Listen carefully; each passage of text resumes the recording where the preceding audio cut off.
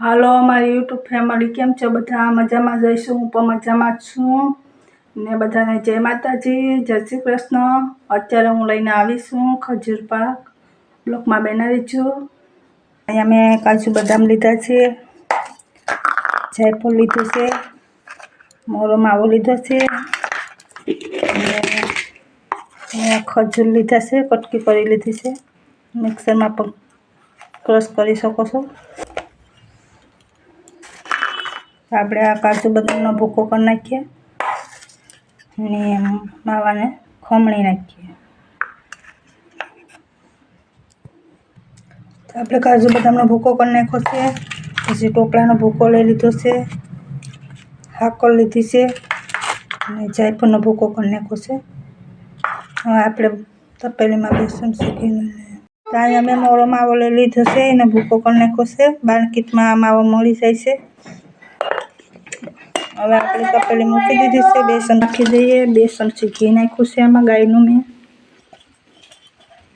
આમાં ઘી બહુ ન જોઈએ, બેસન સીધ નાખ્યું છે.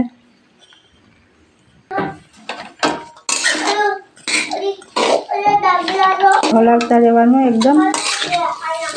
શીરો બનાવીએ એમ સેમ શીરો બનાવીએ એ રીતના થઈ જાય. આ એકદમ ગળી જાય ખજૂર.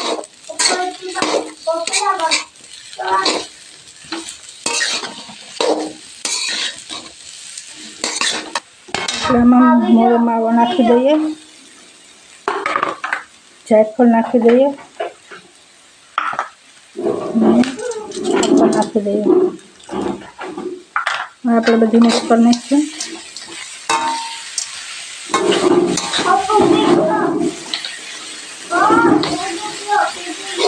ભૂકો આપણે નાખી દઈએ થોડો. બદામનો ભૂકો નાખી દઈએ, કાજુ બદામનો ભૂકો. હવે આપણે હલાવીને મિક્સ કરી દઈશું બધું.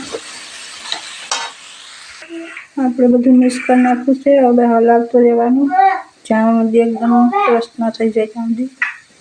તો આપણે બધું મિક્સ કરી લીધું છે. હવે આપણે નીચે ઉતારી લઈએ. તો આપણે ખજૂર પાકી જશે. હવે એના આપણે ગોટા વાળી લઈએ.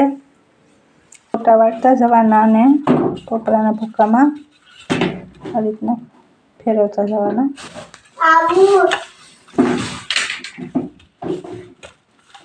આપણે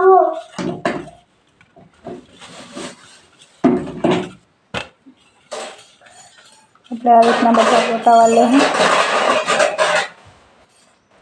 આ રીતના ગોટે કરતી જવાની અને ટોપરાના ભૂકામાં આ રીતના મિક્સ કરતી જવાની.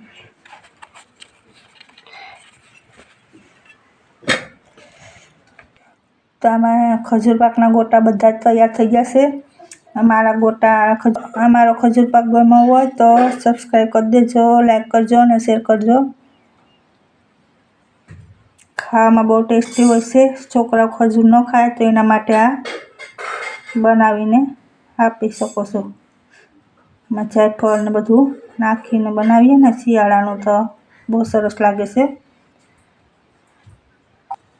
તો બધાને જય માતાજી, જય શ્રી કૃષ્ણ. ફરી બ્લોકમાં મળશું. બાય.